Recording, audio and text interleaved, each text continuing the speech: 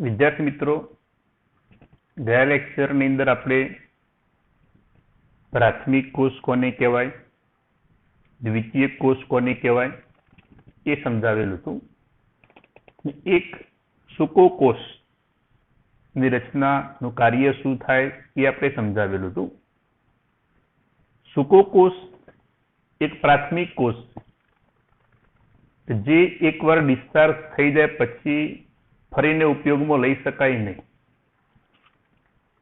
એ રીતે બીજો કોષ મર્ક્યુરી કોષ એ પણ એક પ્રકારનો પ્રાથમિક કોષ. મર્ક્યુરી કોષનો ઉપયોગ ક્યાં થાય તો જે નિમ્ન પ્રવાહ જે ઓછો પ્રવાહ ઉત્પન્ન કરતા ઉપકરણો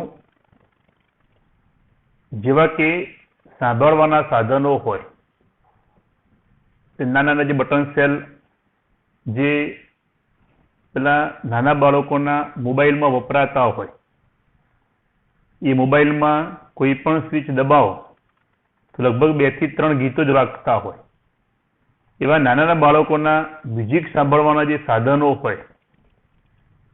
બીજું આપણે હાથ ઘડિયાળ જે પહેરતા હોઈએ એ હાથ ઘડિયાળોમાં વગેરે જેવા અન્ય સાધનો હોય એની અંદર મર્ક્યુરી કોષનો ઉપયોગ થાય. તો મર્ક્યુરી કોષમાં એનોડ તરીકે શાનો ઉપયોગ થાય? ઝીંકનો મર્ક્યુરી સાથેનો સંરસ લખાય Zn. આ રીતે મર્ક્યુરી સંરસ. અને કેથોડ તરીકે મર્ક્યુરી ઓક્સાઇડ અને કાર્બનની લુગદી કેથોડ તરીકે વપરાય છે.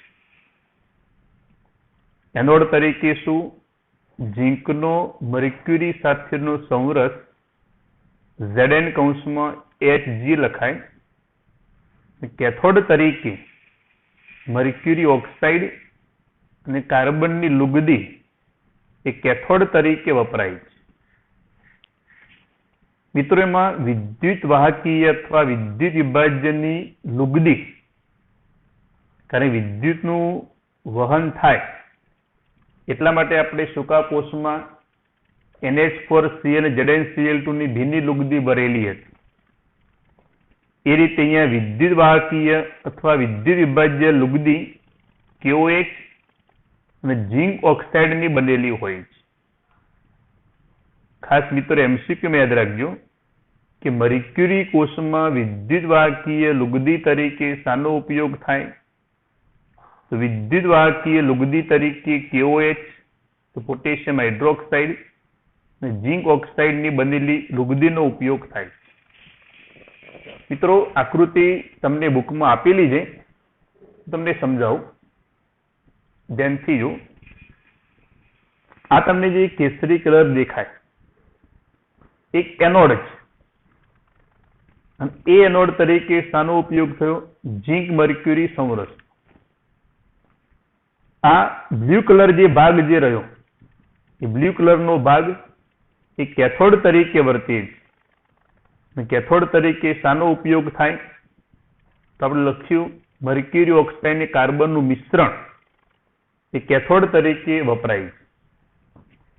આ એનોડ કેથોડને જુદા પાડવા માટે આ યલો કલરનું જે પડ દેખાય એ અલગકારક અર્થાત વિદ્યુત વાહકીય લુગદી, વિદ્યુત વિભાજનની લુગદી KOH અને ઝીંક ઓક્સાઇડનું આ પીળા કલરનું એ પડ છે.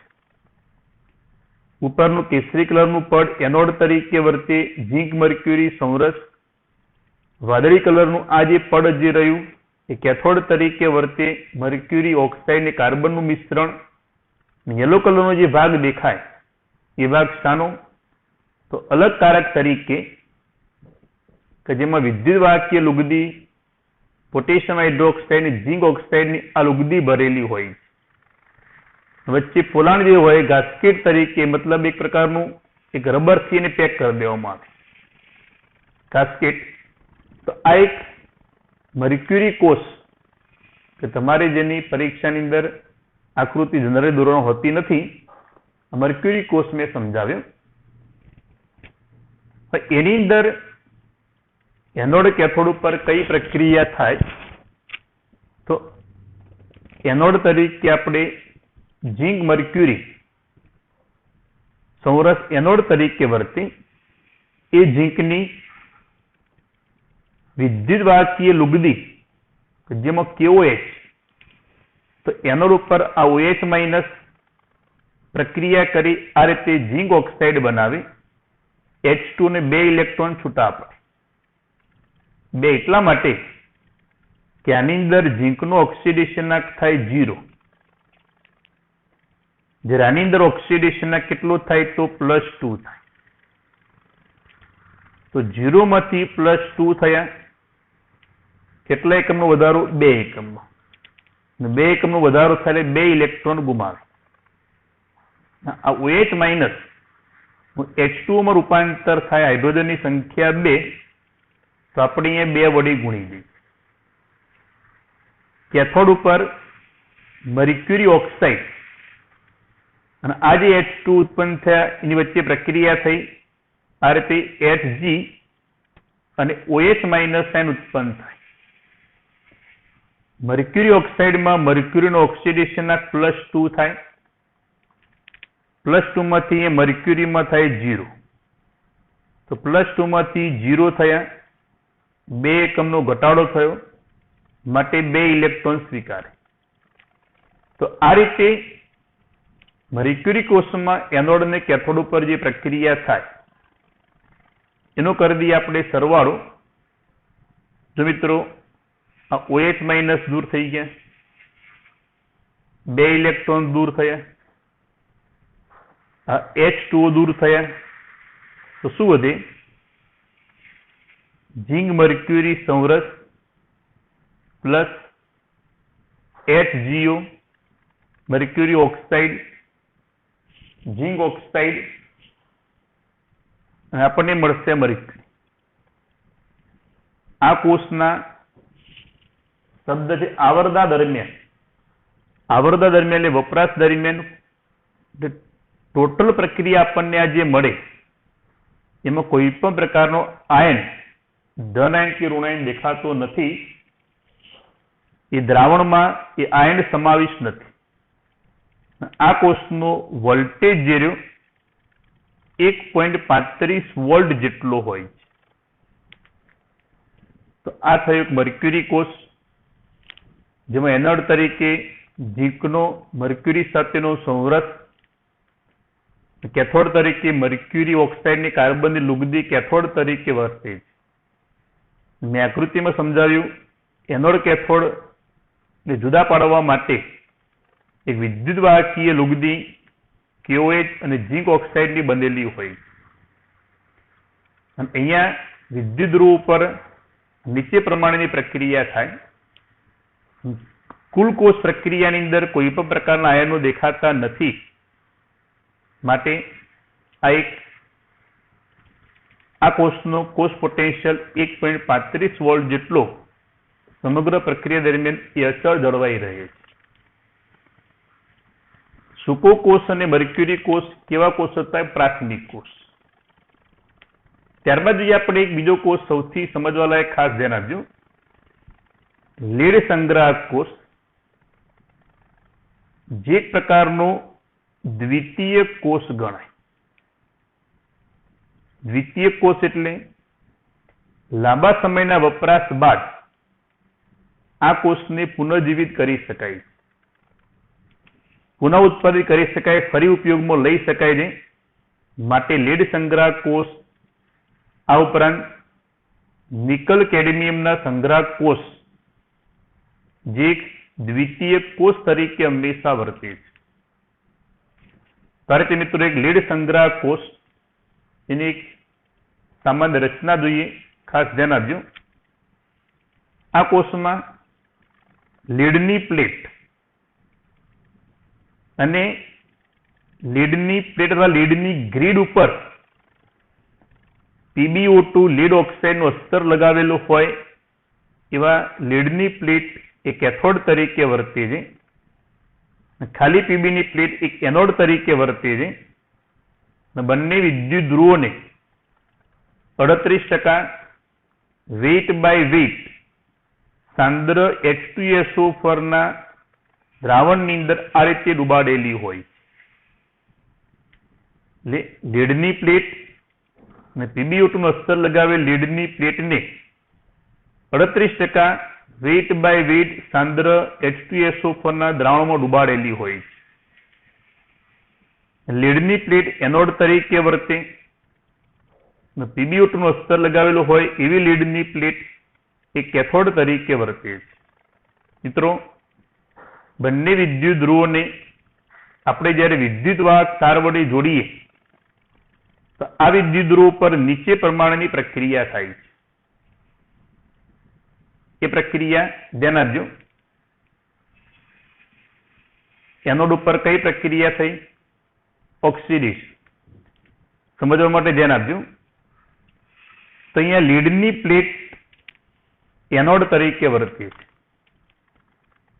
માટે એ ઓક્સિડેશન પામી Pb+2 આયનમાં રૂપાંતર થાય અને 2 ઇલેક્ટ્રોન ગુમાવે. ત્યારબાદ એ Pb+2 આયન એ ધીમે ધીમે ક્યાં જશે મિત્રો? દ્રાવણમાં. દ્રાવણ શાનું છે? H2SO4. એમાં કયા આયનો હોય? 2H+ અને SO4- 2 આયનો. તો આ Pb+2 આયનો દ્રાવણમાંના SO4- 2 સાથે પ્રક્રિયા કરી આ પ્રમાણે PbSO4 માં રૂપાંતર થાય. તો આનો કરી દઈએ આપણે સરવાળો, તો Pb+2 આયન દૂર થઈ જશે, માટે Pb plus SO4- 2 ion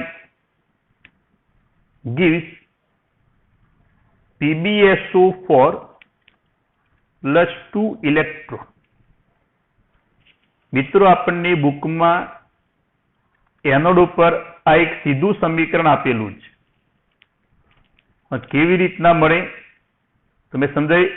લીડની plate anode તરીકે વર્તે છે, જે પેલા Pb+2 આયનમાં રૂપાંતર થાય એ Pb+2 ધીમે ધીમે ક્યાં જશે? દ્રાવણમાં. દ્રાવણ શાનું? H2SO4 નું, એટલે SO4- 2 આયનો હશે.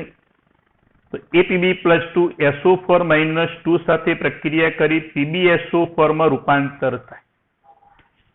એ PbSO4 આ રીતે વિદ્યુત ધ્રુવની સપાટી જે એ વિદ્યુત ધ્રુવની સપાટી ઉપર હંમેશા જમા થાય.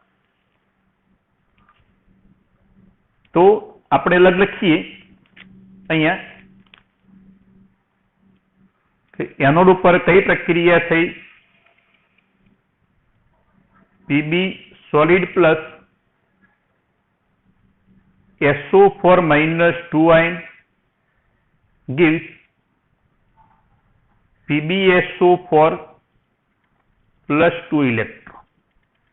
બુકમાં આપણને સીધું સમીકરણ આપેલું છે. કેવી રીતના આવ્યું મેં એ સમજાવ્યું. તમારી પરીક્ષામાં આ લખવાની જરૂર નથી. તમારી પરીક્ષામાં સીધું એનોડ ઉપર આ સમીકરણ લખવાનું. કયું? અહીંયા મેં લખ્યું તે. હવે કેથોડ ઉપર કઈ પ્રક્રિયા થાય ધ્યાન આપજો.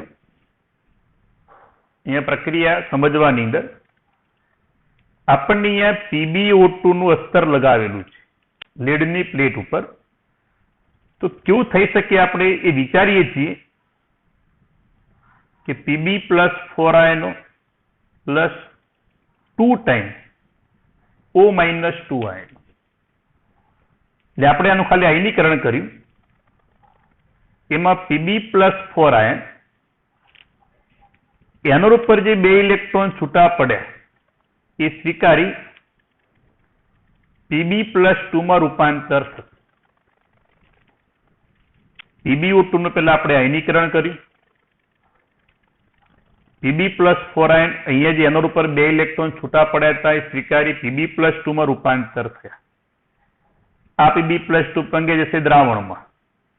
દ્રાવણ શાનું? H2SO4. તો Pb+2 આયનો ફરી દ્રાવણમાંના SO4- 2 સાથે પ્રક્રિયા કરી શામાં રૂપાંતર થયા? PbSO4 માં.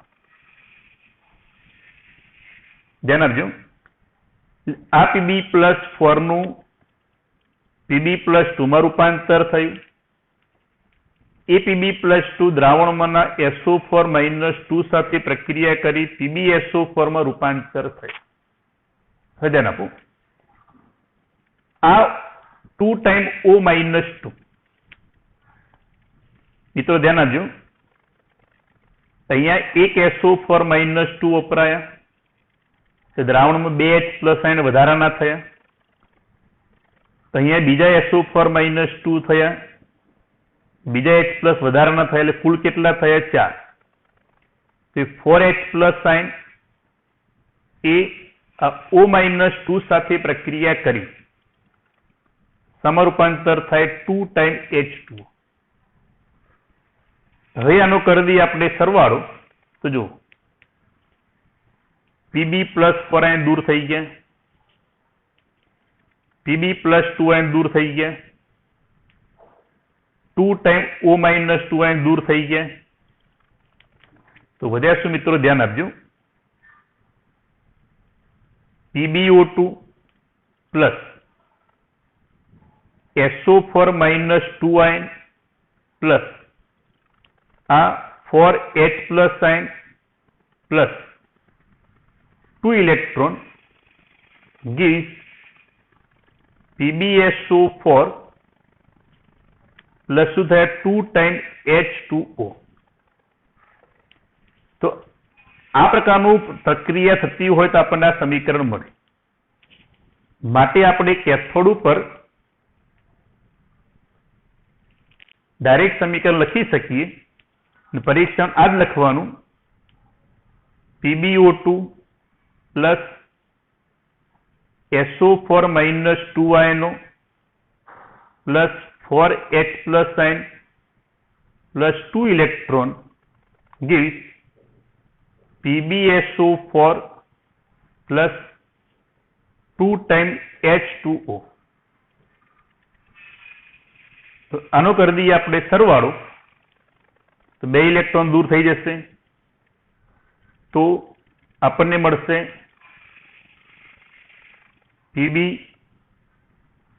Plus PbO2 plus 2 time SO4-2 plus 4H+ આયન gives 2 time PbSO4 plus 2 time H2O. તો આપણે આ સમીકરણ કયા કહેવાય? કોષ જ્યારે વિદ્યુતપ્રવાહ ઉત્પન્ન કરતો હોય ત્યારે, એટલે કોષ ધીમે ધીમે સુધા ડિસ્ચાર્જ થયો કહેવાય. એટલે તમને એવો પ્રશ્ન પૂછાય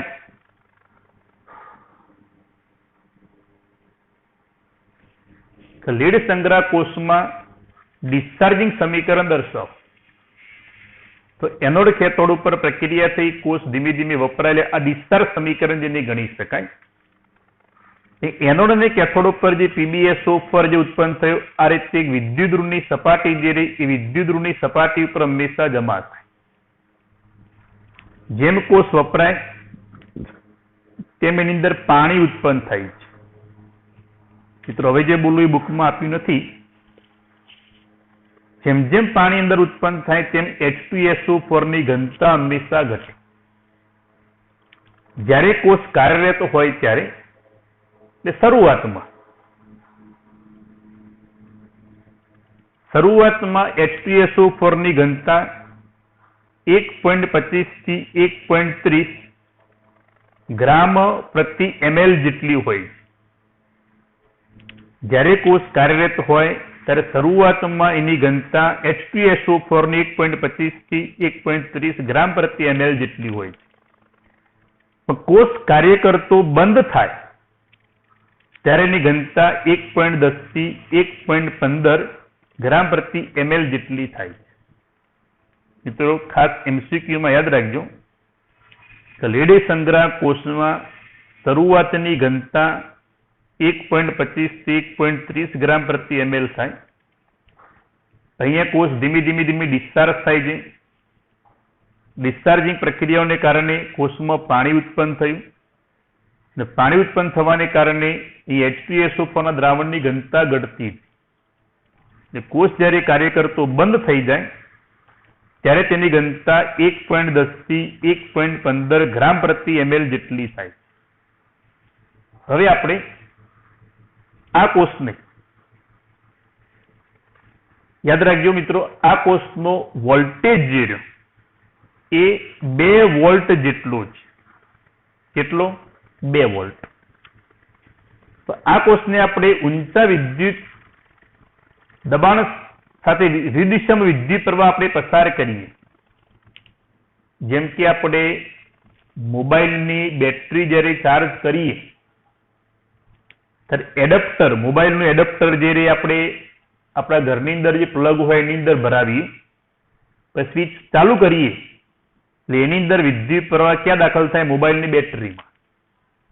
એ રીતે આ કોષને આપણે ઊંચા વિદ્યુત દબાણ ધરાવતા બાહ્ય કોષ સાથે જોડીએ, વિરુદ્ધ દિશામાં વિદ્યુત પ્રવાહ પસાર કરીએ તો વિદ્યુત ધ્રુવ પર આ રીતે પ્રતિગામી પ્રક્રિયા થાય। પ્રતિગામી પ્રક્રિયા થઈ આ PbSO4 નું Pb માં અને PbO2 માં રૂપાંતર થાય છે, માટે ફરી આપણે એનો ઉપયોગ કરી શકાય। મતલબ એ થયો આ કોષને આપણે ફરી ચાર્જિંગ કરી શકીએ છીએ। આ કોષને આપણે ઊંચા વિદ્યુત દબાણ ધરાવતા બાહ્ય કોષ સાથે જોડી આપણે વિરુદ્ધ દિશામાં વિદ્યુત પ્રવાહ પસાર કરીએ તો આના ઉપર પ્રતિગામી પ્રક્રિયા થઈ PbSO4 નું આ રીતે Pb અને PbO2 માં રૂપાંતર કરી શકાય, એટલે આ કોષને ફરી ચાર્જિંગ કરી શકાય। પણ આ કોષને ફરી ચાર્જિંગ કરવાની પદ્ધતિની ક્ષમતા જેવી એક ક્ષમતા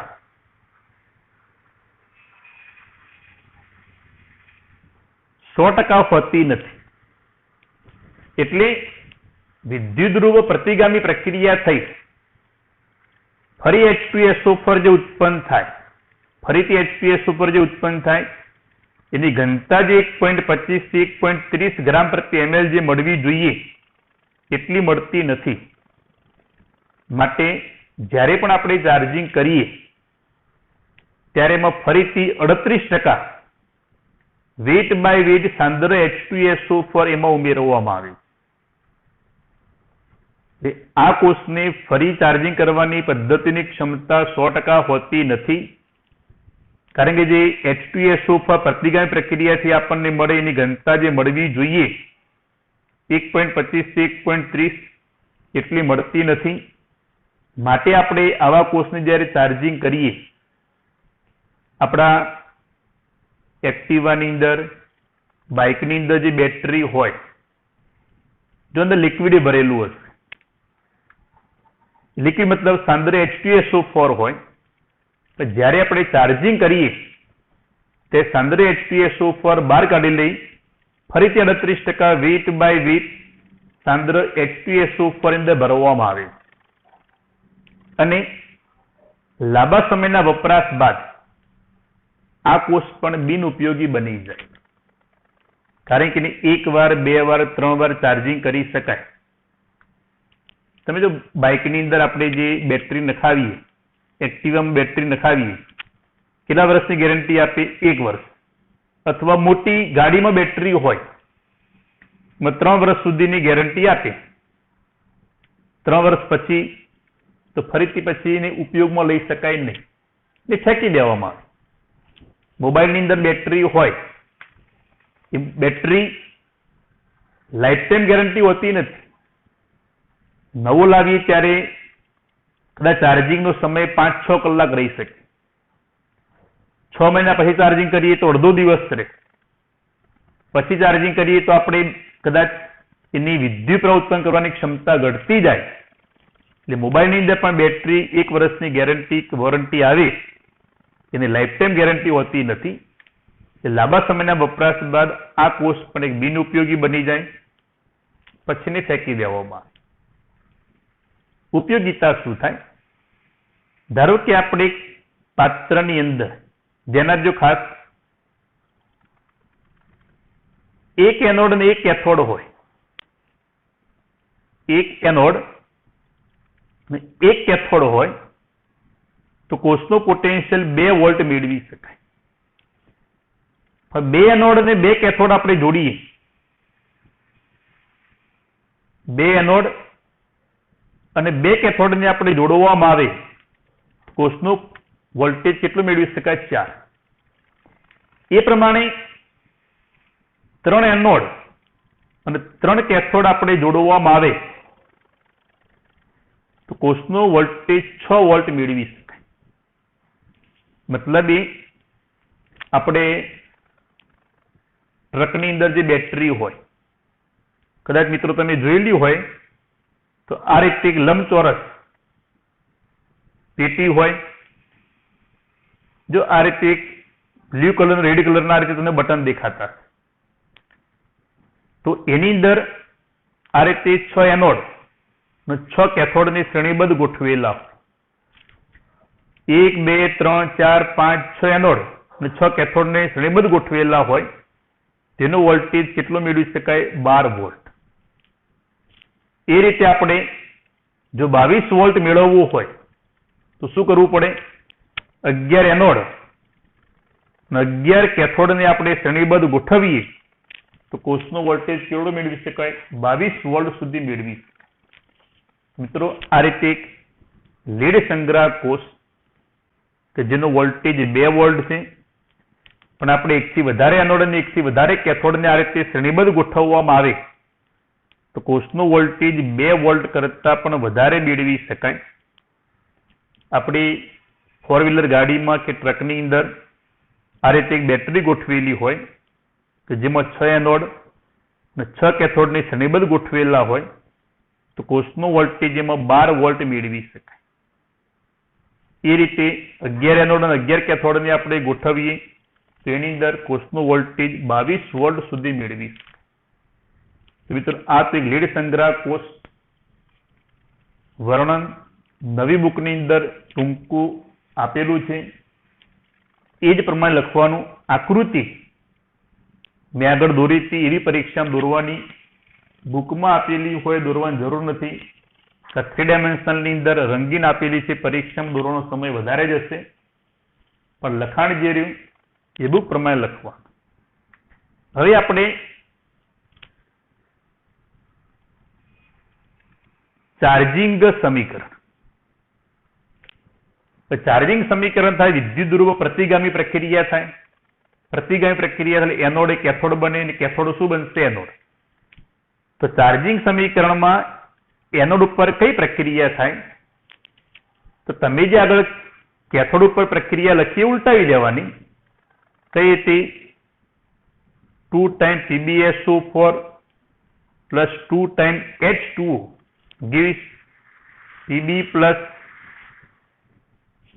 PbO2 plus SO4 minus 2 ion plus 4H plus ion plus 2 electron. તમને એવો પ્રશ્ન પૂછાય કે લીડ સંગ્રાહક કોષમાં એનોડ કેથોડનું ચાર્જિંગ સમીકરણ લખો. ચાર્જિંગ એટલે વિદ્યુત પ્રવાહ દિશા ઉલટાઈ જાય.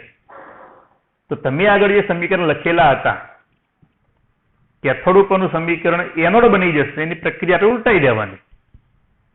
કેથોડ ઉપર કઈ પ્રક્રિયા થાય?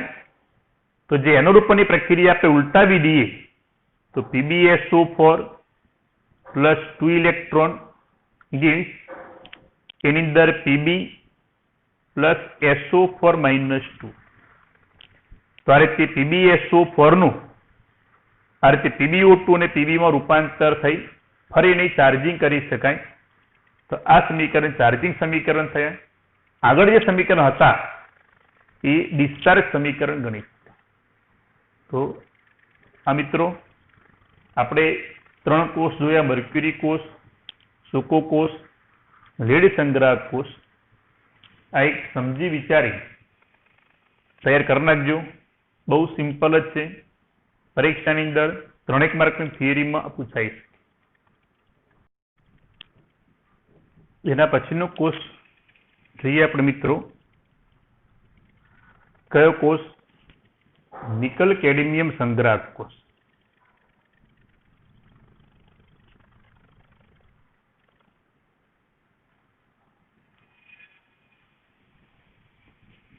મિત્રો નિકલ કેડમિયમ સંગ્રાહક કોષ પણ એક પ્રકારનો કયો કોષ ગણી શકાય? દ્વિતીયક. આ એક દ્વિતીયક પ્રકારનો કોષ ગણી શકાય. અહીંયા આપણે આગળ જે સમજાવ્યો કે લીડ સંગ્રાહક કોષ, લીડ સંગ્રાહક કોષ કરતા નિકલ કેડમિયમ સંગ્રાહક કોષનું આયુષ્ય જે રહ્યું એ આયુષ્ય લાંબુ હોય, પરંતુ નિકલ કેડમિયમ સંગ્રાહક કોષનું ઉત્પાદન ખર્ચ જે રહ્યો એ ઉત્પાદન ખર્ચ જે રહ્યો એ ખર્ચ ખૂબ જ વધુ છે. માટે મિત્રો નિકલ કેડમિયમ સંગ્રાહક કોષમાં એનોડ કેથોડ ઉપર ચાર્જિંગ ડિસ્ચાર્જિંગ સમીકરણ શું થાય એનો આપણે અભ્યાસ કરવાનો નથી, પણ સમગ્ર કોષ પ્રક્રિયા શું થાય, ડિસ્ચાર્જિંગ સમીકરણ શું થાય કોષનું, તો કેડમિયમ એની અંદર એનોડ તરીકે વર્તે અને નિકલનું સંયોજન NiOH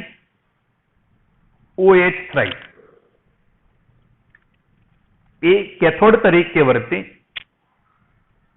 એમની વચ્ચે પ્રક્રિયા થઈ, કેડમિયમ ઓક્સાઇડ અહીંયા NiOH અને H2O મળશે. અહીંયા કેડમિયમ ઓક્સિડેશન કેટલો થાય? 0. NiOH માં નિકલનો કેટલો થાય? +3. કેડમિયમ ઓક્સાઇડ ની અંદર +2, અહીંયા થાય +2. તો જો 0 માંથી +2 એટલે 2 એકમનો વધારો થયો, +3 માંથી +2 થાય 1 એકમનો ઘટાડો થયો. માટે વધારો ઘટાડો સમાન કરવા માટે આને આપણે 2 વડે ગુણી દઈએ તો સમીકરણ બેલેન્સ થયું કે નહીં? જુઓ, નિકલ 2 થઈ ગયા, H થયા 3 દુ 6, 2 દુ 4 ને 2 6 થઈ ગયા. ઓક્સિજન પણ બંને બાજુ બેલેન્સ થઈ ગયા. તો આ રીતે નિકલ કેડમિયમમાં એક ડિસ્ચાર્જિંગ સમીકરણ અહીંયા આપણે દર્શાવેલું છે.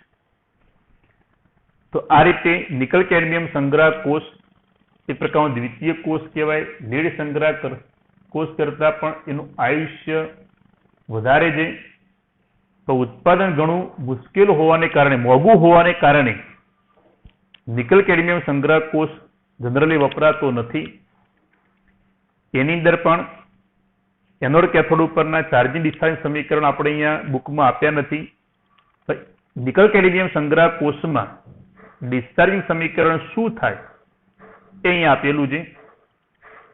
તો આ રીતે નિકલ કેડમિયમ સંગ્રાહક કોષ વિશે આપણને બહુ ટૂંકી જ માહિતી આપેલી.